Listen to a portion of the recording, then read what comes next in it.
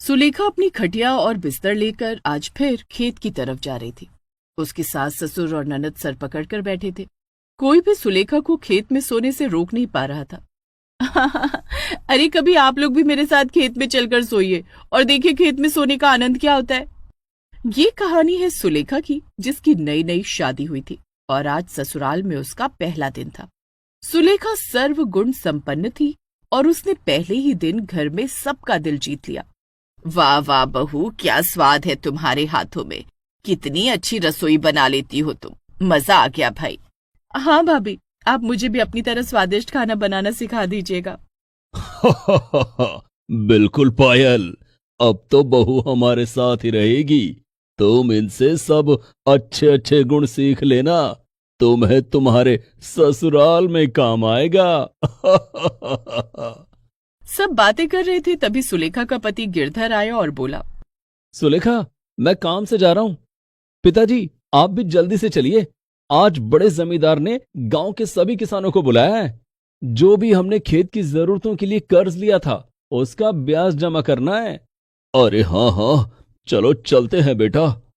सुनो सुलेखा, तुम्हें कुछ चाहिए हो तो मुझे बता दो। ये तुम्हारे लिए नया घर है ना, मैं तुम्हारी जरूरत की चीजें आते वक्त बाजार से ले आऊंगा। अच्छा, लेकिन मुझे तो ऐसी कोई भी चीज नहीं चाहिए जी।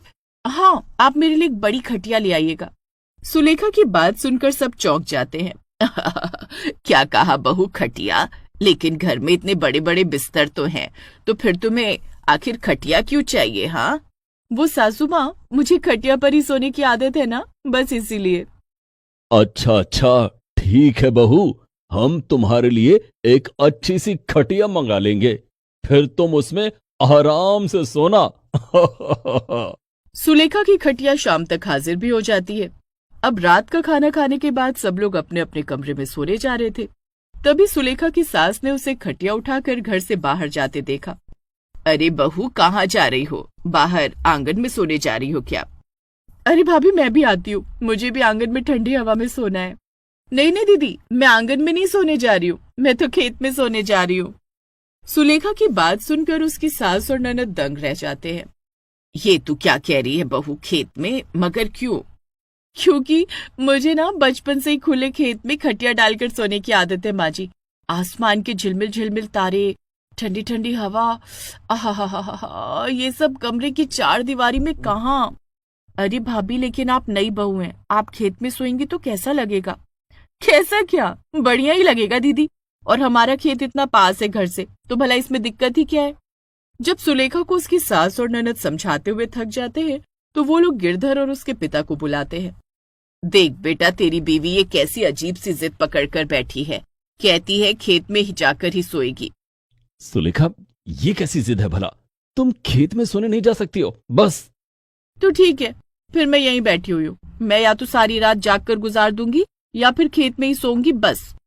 सुलेखा की अजीब सी जिद से सभी परेशान हो जाते हैं। गुस्से में गिरधर कहता है, ठीक है, जो करना है करो, नहीं सोना है तो मत सो, लेकिन हम तुम्हें खेत में सोने नहीं देंगे, बात खत्म। इतना कहकर गिरधर अंदर चला जाता है। अब सुलेखा के घर वाले बहुत परेशान होते हैं। सुलेखा भी उदास होकर वहीं बैठ जाती है। उस रात घर में कोई भी नहीं सोया। अगले दिन सुलेखा उठकर अंदर गई और चाय नाश्ता बनाने लगी। बहू, अब तुम ठीक हो ना? अब ऐसी जिद मत करना, कल तुम्हारे चक्कर में घर में कोई भी नहीं सोया। माँ जी, चाहे रोज मुझे जागना क्यों ना पड़े, लेकिन मैं सोऊंगी तो खेत में। सुलेखा की सास ने यह सुनकर अपना सर पकड़ लिया। सब चाय नाश्ता करके अपने अपने काम पर लग गए। दोपहर में सास ने सुलेखा की माँ को घर पर बुलवाया। क्या हुआ बहन जी, आपने मुझे इतनी जल्दी आने को क्यों कहा? अभी तो शादी को एक ही दिन हुआ है, सब ठीक तो है ना? अरे वही तो बहन जी, एक ही दिन हुआ है और देखिए आपकी बेटी कैसी जिद पकड़ कर बैठी है। ये कहती है कि इसे खेत में खटिया डालकर सोना है, वरना ये सोएगी ही नहीं। अब बताइए, ये भी कोई बात है? क्यों सुलेखा, ये मैं क्या सुन रही हूँ भला? तूने अपना ये नाटक यहाँ भी बंद नहीं किया है? अरे ये तेरा ससुराल है, ससुराल। मायके में भी तू खेत में सोती रही, मगर यहाँ तू खेत में खटिया पर नहीं सो सकती है। नहीं माँ, मैं खेत में ही जाऊंगी, क्योंकि मुझे वहीं पर नींद आती है। सुलेखा और उसकी माँ की बहुत देर तक बहस चली, लेकिन नतीजा कुछ भी नहीं निकला। आखिर में हार मानकर सुलेखा की माँ भी वापस अपने घर चली गई और समस्या वही की वही बनी रही। रात हो जाती है और फिर से सोने का वक्त हो जाता है। क्या बात है माँ, इतनी परेशान क्यों हो? बेटा, रात हो गई है, अब बहू का फिर से वही नाटक शुरू हो जाएगा। उसे बाहर खेत में सोने जाना होगा, वरना वो सोएगी नहीं। तो ठीक है ना माँ, अगर वो नहीं सोना चाहती तो उसे मत सोने दो। इसमें हम क्या कर सकते हैं? अब उसे खेत में सोने तो नहीं दे सकते हैं ना। अरे बेटा, ऐसे कैसे कर सकते हैं? अगर वो जागेगी तो हम सब भी कैसे चैन से सो पाएंगे? तो उससे बात करना। एक काम कर, उससे कह कि वो छत पर जाकर क्यों नहीं सो जाती। छत पर भी तो खुला खुला माहौल है। गिरधर को ये बात ठीक लगती है और वो जाकर सुलेखा से कहता है, सुलेखा, तुम एक काम करो, छत पर चलकर खटिया डाल लो। वहां भी तो खुला खुला माहौल है, एकदम खेत जैसा। अरे गिरधर जी, आपको क्या मैं छोटी बच्ची नजर आ रही हूँ जो आप मेरा मन बहला रहे? मुझे खेत में ही सोना है बस। ओह सुलेखा, तुम भी अब हद कर रही हो। तभी पीछे से सुलेखा के ससुर आ जाते हैं और गिरधर से कहते हैं, रहने दो बेटा, अब बहू को और मत समझाओ। उसे अगर खेत में सोना है तो सोने दो, अब कोई और रास्ता नहीं है। हम ऐसे घर में रोज रोज अशांति होते तो नहीं देख सकते हैं ना। सुलेखा ये सुनकर बहुत खुश हो जाती है, लेकिन बाकी लोगों का मुंह बन जाता है। मगर अब ससुर जी के आगे कोई कर भी क्या सकता था। सुलेखा बहुत खुश होकर अपनी खटिया खेत में डलवा लेती है और आराम से वहां लेट जाती है। आज उसे अच्छी नींद आती है। अगले दिन सुलेखा सवेरे ही घर जाकर काम करने लगती है। सासू माँ, मैं सबके लिए चाय नाश्ता बना देती हूँ, आप रहने दीजिए ना।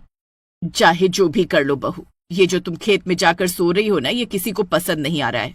और काम काज करने से तुम किसी का मन नहीं जीत पाओगी। हाँ। गुस्से में इतना बोलकर वहां से सुलेखा की सास बाहर चली जाती है। तभी सुलेखा की ननद पैर पटकते हुए आती है। क्या बात है बेटा, तू इतने गुस्से में क्यों है?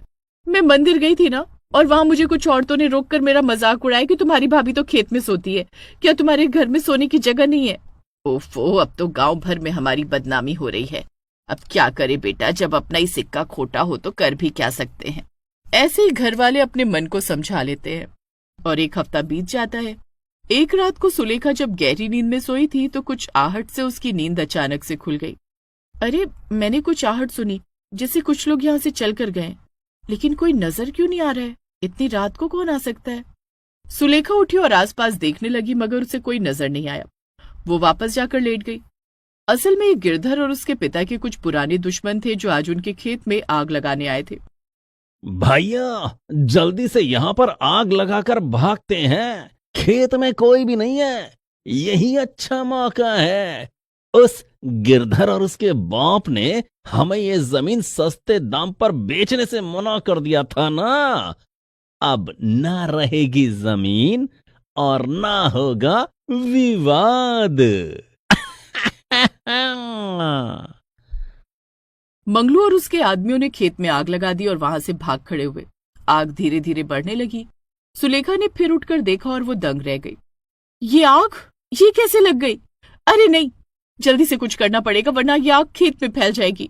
सुलेखा ने जल्दी से कुएं में बाल्टी डाली और पानी निकालकर खेत में डालने लगी। आग अभी लगनी शुरू ही हुई थी, इसलिए पानी डालने से सारी आग बुझ गई। सुलेखा भागकर घर गई और सबको खेत में लेकर आई। पिताजी, अचानक से कुछ लोगों की आहट सुनाई दी और फिर खेत में आग लग गई। ये सब जरूर उस मंगलू का काम है, उसे तो मैं छोड़ूंगा नहीं। अब उसके खिलाफ थाने में रिपोर्ट कराऊंगा। वो तो आज बहू खेत में सो रही थी, इसलिए हमारा खेत बच गया, वरना आज तो हम बर्बाद ही हो जाते। सबको एहसास हो गया कि सुलेखा के खेत में सोने के फैसले से आज उनका खेत बाल बाल बच गया। हाँ भाभी, आपने तो आज हम सबको बचा लिया। अब आप आराम से खेत में सोना, कोई आपको नहीं रोकेगा। ये तो बस इत्तेफाक की बात थी, लेकिन हाँ, मुझे भी इस बात से बहुत खुशी है कि अब मैं आराम से खेत में सो पाऊंगी। इसके बाद सुलेखा रोज आराम से खेतों में सोने लगी और अब उसे कोई नहीं रोकता था।